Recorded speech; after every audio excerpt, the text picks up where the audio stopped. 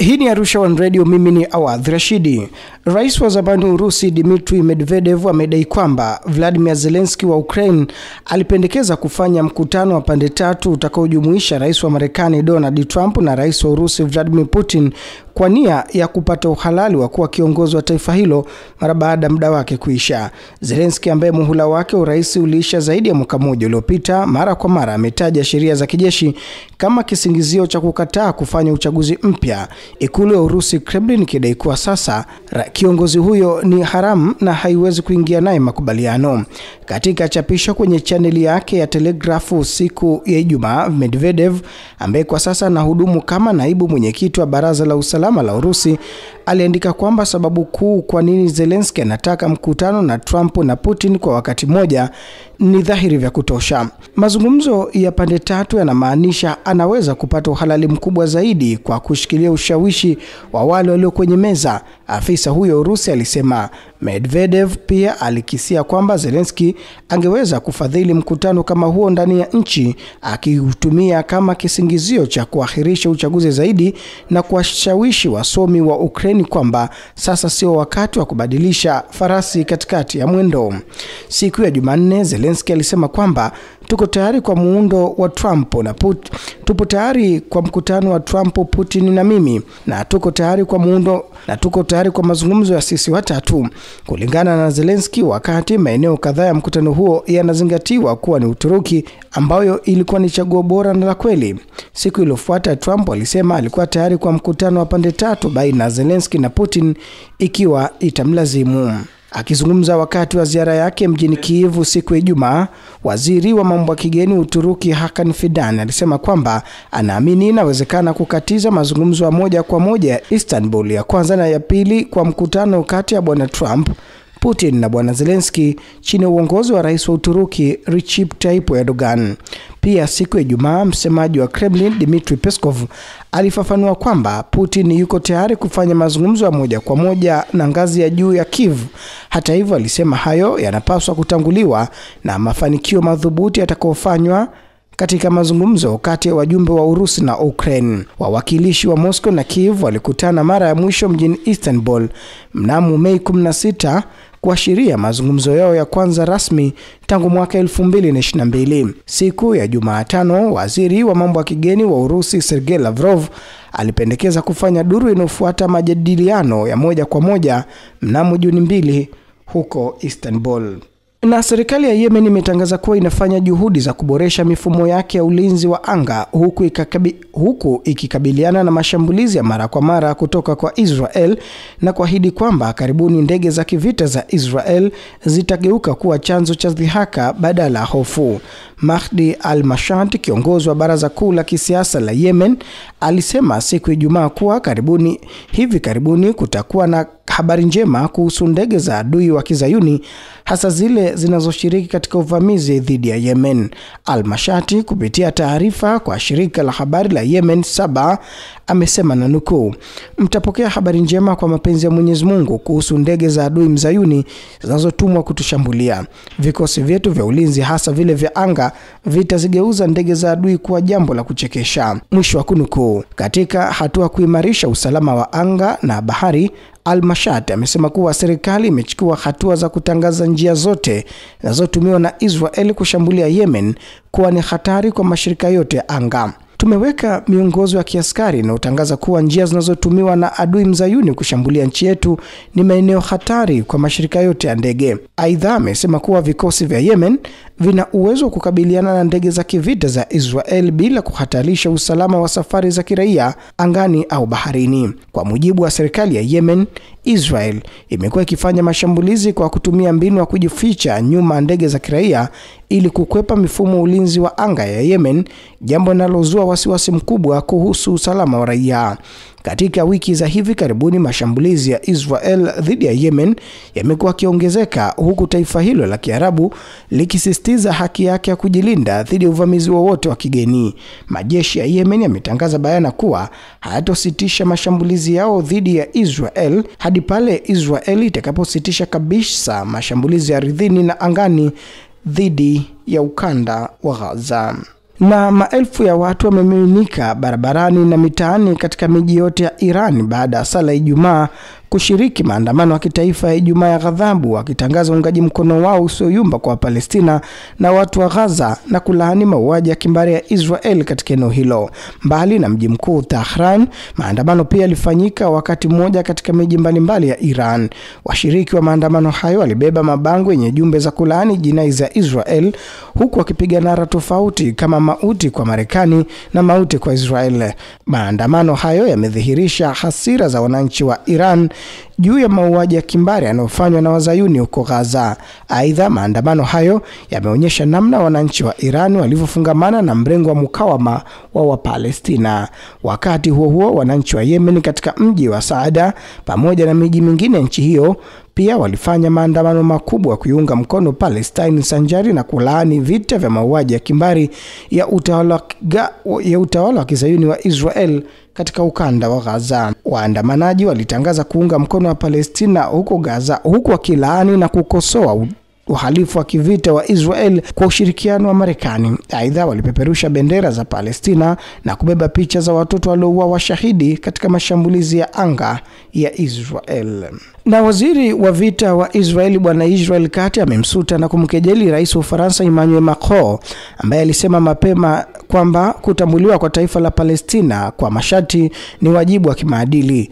Katika ziara yake katika ukingo wa Magharibi, Katz alimkemea Macron akisema kwamba kutambuliwa kwa taifa la Palestina kutabaki kuwa kwenye karatasi. Ziara ya Katz katika ukingo wa Magharibi unakuja baada ya Israeli kuidhinisha ujenzi wa makazi mapya 22 katika eneo hilo la Palestina linalokaliwa kwa mabavu, ikiwa ni pamoja na ujenzi mpya wa Saanur ambayo ilihamwa mwaka 2005 na kujitenga kwa Israeli kutoka ukanda wa Gaza.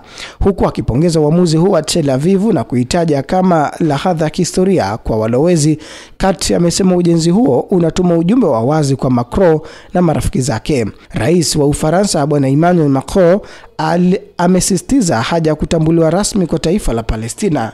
Wakati wa ziara yake nchini Singapore, Macron aliwataka wazungu kuchukua msimamo wa pamoja dhidi ya Israeli kuainisha masharti ya kuitambua Palestine. Hata hivyo, waziri huyo wa vita amesisitiza kuwa watalitambua taifa la Palestina kwenye karatasi na sisi tutajenga taifa la Kiyahudi la Israel kwenye ardhi. Karatasi hiyo itatupwa kwenye jala takataka za historia, lakini taifa la Israel litaendelea kustawi na kustawi, waziri huyo amesema. Na vyanzo vya habari vimetangaza kuwa ujumbe unaohusiana na serikali ya mpito wa Syria umefanya mazungumzo ya siri na viongozi wa utawala haramu na viongozi wa utawala wa Kizayuni wa Israel. Shirika la habari la Reuters limeripoti kuwa ujumbe wa Syria ukiongozwa na gavana wa zamani wa Quneitra, lakini utambulisho wa mkuu wa ujumbe wa Israel haukuwekwa wazi, ingawa ni wazi kuwa alikuwa afisa usalama. Kanali ya televisheni ya Israel ya 12 pia imeripoti kuwa wiki chache zilizopita Israel ilifanya mazungumzo ya siri na maafisa wa muundo mpya wa uongozi nchini Syria. Tovuti ya Wala imetangaza katika ripoti yake kuhusu suala hilo na kusema Ahmed Ad-Dalat, gavana wa zamani wa Qaitira na kwa sasa ambaye ni kamanda wa usalama wa ndani katika mkoa wa Sweida, mkoa wenye wakazi wengi wa kundi la Druze nchini Syria, ndiye anayesimamia mazungumzo hayo. Kabla ya kuangushwa kwa serikali ya Rais Bashar al-Assad, ndiye alikuwa ameainishwa kuwa mrithi wa kiongozi wa Ahran al-Sham. Habari hizi zinaonyesha kuwa uhusiano kati ya serikali ya mpito wa Syria na utawala wa Kizayuni umeingia katika awamu mpya, serikali ya Bashar al-Assad ikianguka Disemba mwaka jana. Wakati wa uongozi wa Assad, Israel na Syria hazikuwa na uhusiano wa kidiplomasia, na licha kuwepo tofauti za kisiasa na jiografia, aina fulani ya amani baridi ilitawala kati ya pande hizo. Utawala wa Kizayuni ambao pia ulikuwa na nafasi muhimu katika kuupindua utawala wa Rais Assad ulikaribisha tukio hilo na kuliona kuwa moja ya matukio muhimu zaidi katika eneo la Asia Magharibi kwa maslahi yake. Siku chache kabla ya kuanguka kwa serikali ya Bashar al-Assad, utawala huo ulitoa pigo kubwa kwa uwezo wa jeshi la Syria kwa kuanzisha mashambulizi makali dhidi yake. Baada ya kuanguka kwa Assad, utawala wa Kizayuni uliharibu miundombinu ya kijeshi kupitia mashambulizi ya mara kwa mara, hivyo Syria kwa hakika ikawa si tishio tena kwa utawala huo unaokalia Palestina kwa mabavu. Aidha, utawala wa Kizayuni umechukua sehemu kubwa ya ardhi ya Syria, utawala huo ukifanya mashambulizi makubwa dhidi ya Damascus katika wiki za karibuni kwa kisingizio cha kuunga mkono wa Wakristo wa Druze. Kuhusiana na hilo, utawala wa mpito wa Julan umeonyesha kwamba hauna uwezo wa kujibu mashambulizi ya adui, na kwa hivyo umetosheka kwa kutoa taarifa zisizo na maana eti kulani mashambulizi. Inaonekana kwamba moja ya sababu kuu za mazungumzo ya ujumbe wa Syria na utawala wa Kizayuni linahusiana moja kwa moja na swala hilo, na ni wazi kuwa ujumbe wa Syria kupitia mazungumzo hayo umejaribu kuushawishi utawala huo usifanye mashambulizi mapya dhidi ya nchi hiyo na kuwa tofauti zilizopo zitatuliwe kupitia mazungumzo. Katika upande mwingine, serikali ya mpito wa Syria inajaribu kufikisha ujumbe huo kwa Wazayuni kwamba katika mfumo mpya siasa, Syria si adui tena wa utawala wa Kizayuni. Utawala wa Kizayuni ambao haukukaribisha mazungumzo na Syria katika miezi ya mwanzo ya kuingia madarakani Julan, sasa umegeuka na kukaribisha mazungumzo ya pande mbili. Bila shaka moja mlengo wa Tel Aviv ni kuiburuza Syria katika mchakato wa mkataba wa Abraham.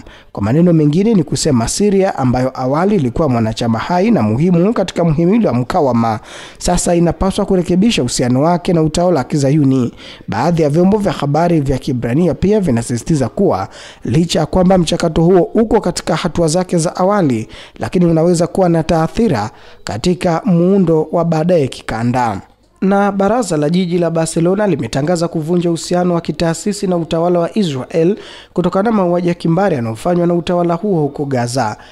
Baraza hilo lilipiga kura kuvunja uhusiano wa kitaasisi na Israeli siku ya Ijumaa na kusitisha makubaliano yake ya urafiki na Tel Aviv hadi sheria ya kimataifa itakapoheshimiwa na kuhakikishiwa haki za msingi za watu wa Palestine. Uamuzi huo ambao unajumuisha takriban hatua 20 uliungwa mkono na chama tawala cha kisosialisti huko Barcelona, vyama kadhaa vya mrengo wa kushoto na vikundi vingine vinavyounga mkono uhuru. Hatua hiyo inaashiria kuvunjika kwa uhusiano wa kitaasisi na serikali ya sasa Israel, sanjari na kusitishwa kwa mkataba wa urafiki uliotiwa saini mwaka 1998 kati ya Barcelona na Tel Aviv.